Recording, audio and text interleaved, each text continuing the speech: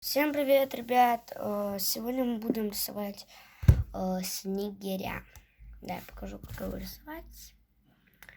Вот, пока что для начала нам понадобится обычный лист, карандаш, в принципе, ластик. Но сейчас я подточу этот карандаш, потому что он тупой какой-то. В принципе, не очень-то хорошо и получилось, но подточили все-таки. Видно чуть. Так, наверное, я как-нибудь, не знаю, ярче, наверное, сделаю. Я не смогла сделать ярче, но поменяла цвет. Просто nice. А что мы делаем сначала? Для начала мы должны нарисовать, то есть кружок. Сразу он не получится, поэтому делаем вот так. Да, через камеру не очень удобно рисовать.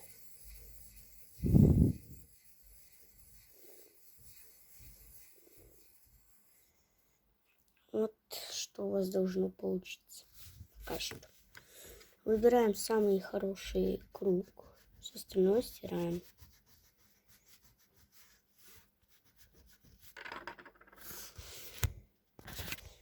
Вот что получилось у меня.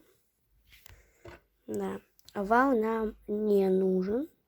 Поэтому мы сейчас его чуть переделаем. Наш овал-кружок. Надо, чтобы он был кружком, а не овалом-кружком. Как-то криво, наверное, да? Чего, сейчас исправим. Вот что у меня вышло. Да, снегирь у нас будет сидящий, спящий на веточке и чуть-чуть схохнувшийся. Итак, как мы будем рисовать?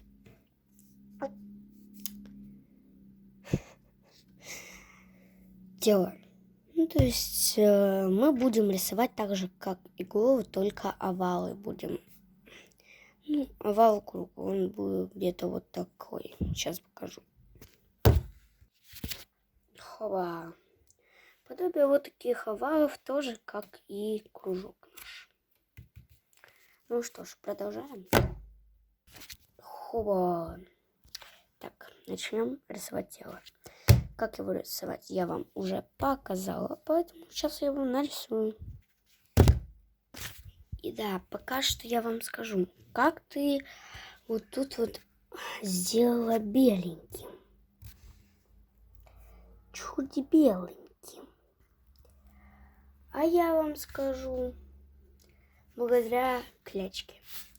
Клячка — это ластик, который тянется. Сейчас я вам его покажу на примере.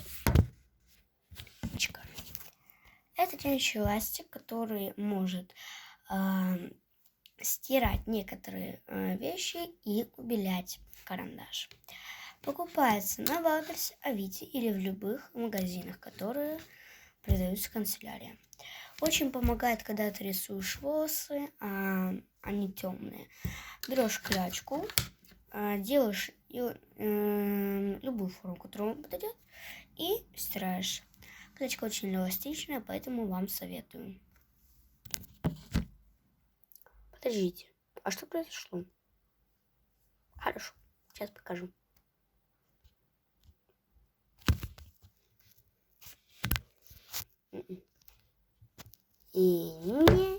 Итак, что ж, я нарисовала такое тело. Да, и из-за того, что наш снегирь сидит на веточке и спит, то он должен, по идее, быть нахохлившийся, да? Что ж, правильно. Поэтому я это тело нарисовала пухленьким. Это он так нахохлился. Да. Сейчас чуть-чуть рисую и приду. Опа.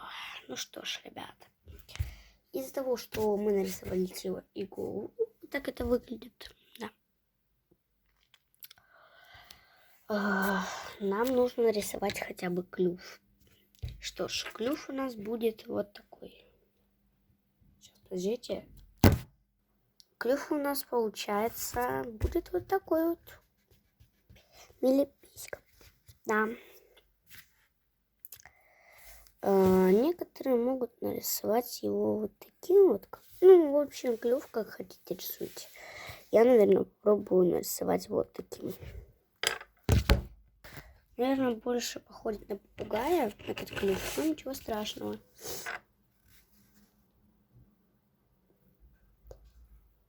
И хопа. Вот такой клювик у меня получился. Да. Что мы делаем дальше? Дальше мы рисуем глазик. Он уже закрытый. Профессионально мы не будем рисовать. Кстати, я сейчас рисую по-детски. Ну, то есть как дети маленькие рисуют. Что ж, если глазик он спит, получается глазик будет обычно вот такой.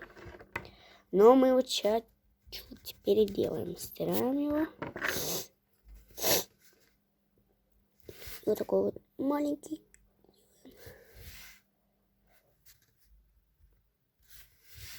Хова! Вот что у нас пока что получается. Так, как мы будем рисовать хвостик? Мы сделаем хвост вниз. Вот такой вот. Вот так вот. Он выглядит вот так. И хова. И он вот так вот тут вот заходит. Можно так сказать. А это сотрем. Вот пока что получается. И вот это оставлять нельзя. Нам это тоже надо стереть. Хоба. Да. Получается как будто как-то странно. Но это не как будто. Ха-ха.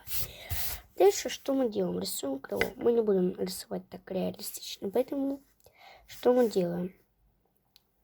Мы рисуем крыло. Логично. Мы делаем вот так.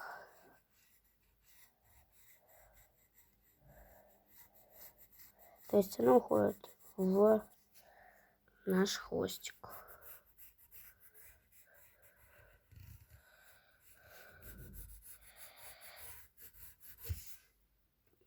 Как-то так. Вот что у нас получается. Да. Пузика давайте еще сейчас нарисуем. Но у нас тут заканчивается где-то здесь, поэтому вот так.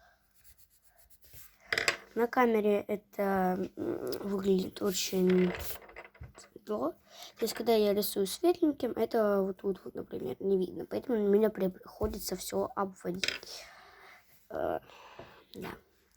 Давайте как-нибудь хвостик исправим.